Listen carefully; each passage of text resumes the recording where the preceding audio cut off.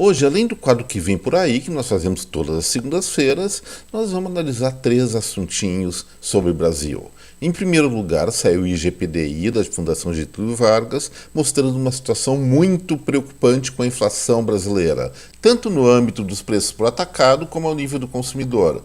Também vamos tratar do cancelamento de várias privatizações agendadas no governo passado, que nesse foram canceladas, como a empresa de Correios e Telégrafos, e finalmente nós vamos tratar de uma nova regulamentação que estão querendo impor, de limitar o número de passageiros anuais do aeroporto Santos Dumont, no Rio de Janeiro, em favor do Galeão. Será que isso pode? Será que não pode? Deve ou não deve?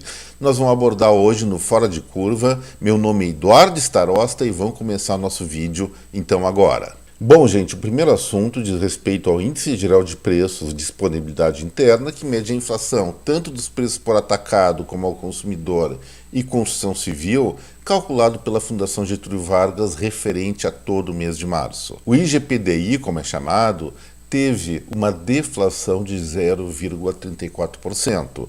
E aí, duas questões preocupantes nessa deflação. Em primeiro lugar, a queda de preço se deu no índice de preço por atacado, que recuou 0,71%. De acordo com a própria Fundação Getúlio Vargas, a principal pressão para tamanha deflação dos preços por atacado ocorreu exatamente no âmbito dos materiais e componentes para as indústrias, para as manufaturas, que recuou 1,03%. Também no âmbito dos bens intermediários, ainda sobre preço por atacado, houve um recuo de 1%, aí excluindo combustíveis lubrificantes. Em termos mais específicos, os produtos que mais determinaram uma pressão inflacionária negativa ou deflação foi o farelo de soja com queda de 7,66% e a própria soja com 5,66% de decréscimo de preço. Bom, pessoal, vamos analisar essa parte e depois vamos para a próxima. Uma queda assim generalizada de preço por atacado tem algumas coisas para nos dizer. Em primeiro lugar, se os produtos para manufatura estão caindo de preço, isso significa o quê? Essas fábricas provavelmente estão comprando menos e seus fornecedores estão mais estocados, oferecendo mais produtos a menor preço. Isso significa o quê? Queda da atividade econômica. Por isso que falam que qualquer país em uma deflação continuada é um prenúncio de recessão, e isso nós estamos enxergando nos preços por atacado. A questão específica da soja diz respeito, sim, ao mercado internacional, com a projeção de uma safra maior a despeito da quebra ocorrida na Argentina e Rio Grande do Sul. Isso aí está fazendo com que os preços dessa commodity despenquem no mercado mundial, e tal situação compromete sobremaneira, especialmente os municípios agrícolas do Brasil, que vivem desse tipo de cultura, que não são poucos. Mas, de uma maneira geral, o que dá para enxergar? Mais ou menos eu já disse, uma expectativa ao nível do setor produtivo de redução da atividade econômica, o que é muito, mas muito grave. Por outro lado, no âmbito dos preços ao consumidor, pegando o dado da própria Fundação Getúlio Vargas, houve uma elevação de 0,74% na inflação. Ou seja, nós temos uma deflação nos preços por atacado bastante pronunciada e uma inflação elevada até para os padrões brasileiros ao nível do consumidor. Isso aí mostra o pior dos quadros, uma situação muito preocupante que vai ser confirmada logo logo pelo IPCA do IBGE, que mede a inflação oficial brasileira ao consumidor. Mas a situação é a seguinte: deflação no âmbito da produção e inflação ao nível do consumidor é uma situação bastante delicada para qualquer economia. Isso aí tem a ver, sim, com perspectivas geradas no início desse governo de maior intervenção na economia, assim como algumas altas de impostos que realmente registraram um grande revertério no mercado. Gente, isso é sério, isso nos dá uma perspectiva de meses muito, mas muito mais difíceis que os anteriores daqui para o futuro. E frente a isso, a única solução que existe, não, que eu enxergo pelo menos, é que o governo federal volte atrás na maior parte das suas medidas de intervenção do mercado, aumento da carga fiscal e todas essas outras que realmente devem estar comprometendo produção, devem estar comprometendo emprego e também custos ao consumidor nesse momento do Brasil. Enfim, pessoal, estamos entrando no que eu chamo de pior dos mundos em termos de atividade econômica. Espero que isso não perdure, que seja apenas um espasmo, mas tal situação surgiu a partir de decisões de cunho governamental. Se elas não forem revertidas, como eu falei, a tendência é nos aprofundarmos, lamentavelmente. O segundo assunto de hoje não posso dizer que é uma surpresa, afinal de contas, ele estava previsto na proposta eleitoral do governo que assumiu, que é reverter grande parte dos processos de privatização agendados pelo governo anterior. E nesse sentido, olha só as empresas que foram retiradas do Programa Nacional de Desestatização. Agência Brasileira Gestora de Fundos Garantidoras e Garantias, a ABGF. O Centro Nacional de Tecnologia Eletrônica Avançada SA, CEITEC, a Empresa Brasileira de Comunicações, que é um conglomerado de mídia, a Empresa de Tecnologia de Informações da Previdência, Dataprev, a Empresa Brasileira de Correios e Telégrafos, nosso Correio, a Nuclebras e o Serviço Federal de Processamento de Dados, ou conhecido como SERPRO. Certamente tem outras empresas menores que foram canceladas nessa dinâmica prevista de privatização. Como eu falei, não é surpresa, mas realmente é uma pena porque o governo brasileiro vai estar metendo o bedelho onde não deve, ou seja, gestão de negócios tipicamente privados. Provavelmente essas estatais, agora reforçadamente estatais, vão voltar a ter prejuízos, isso aí vai afetar déficit público, enfim. Coisa de governo é coisa de governo. Coisa de iniciativa privada não deveria se misturar com isso. É uma pena que isso esteja acontecendo, na minha avaliação, mas eu não posso dizer que é ilegítimo. É legítimo sim, porque fazia parte da atual proposta de gestão. Mas o último caso a tratar nessa segunda-feira não tem nada de legítimo. Olha só que ideia de jirico. O ministro dos Portos e Aeroportos, Márcio França, está completamente disposto a limitar a capacidade operacional do aeroporto Santos Dumont no máximo a 8 milhões de passageiros ano. Esse ano parece que não deve passar dos 10 milhões por esse limite que ele quer impor. Por que isso? Porque o outro aeroporto carioca, o Internacional do Galeão, ele está às moscas, não está funcionando, as pessoas não querem ir para lá. Ou seja, simplesmente para viabilizar uma coisa que não está funcionando, será que é justo, será que é aceitável limitar o funcionamento do que está indo bem? Acho que isso aí só vai dar caca, vai dar confusão e é uma distorção da economia de mercado, é uma distorção que vai prejudicar os próprios passageiros. Imagina você vai para o Rio de Janeiro, ou chega no Rio de Janeiro, quer chegar no Galeão lá longe ou no centro da cidade maravilhosa, com uma infraestrutura de deslocamento para o hotel, para casa ou para o evento que você vai, muito mais fácil, muito mais tranquila.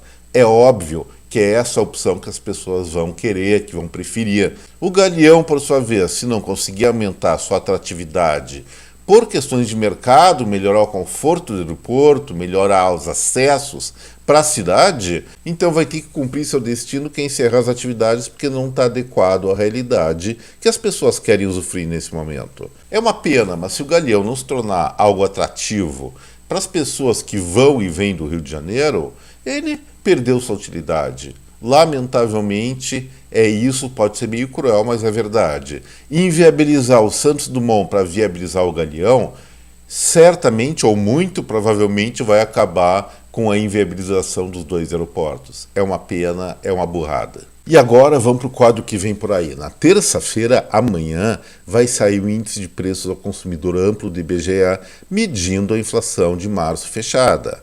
A perspectiva dos analistas de plantão é de uma inflação de 0,77%.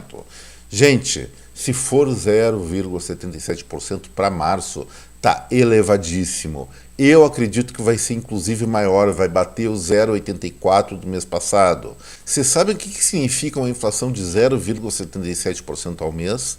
Nada mais, nada menos do que 9,64% ao ano, ou seja, quase 10%. É muito mesmo o padrão brasileiro, e isso não pode continuar assim, e provavelmente vai ser, como eu falei, ainda maior. Isso é devido a quê? Primeiro, nós vamos ter sim uma pressão de combustíveis ainda em março, por conta da alta da tributação sobre esse grupo de produtos, mesmo que o preço internacional em algum momento tenha caído e revertido isso, em favor parcial do consumidor, mas o aumento da tributação foi muito mais forte que isso. E também parece que existe um fenômeno que vai poder ser observado, vamos ver se eu estou correto ou não.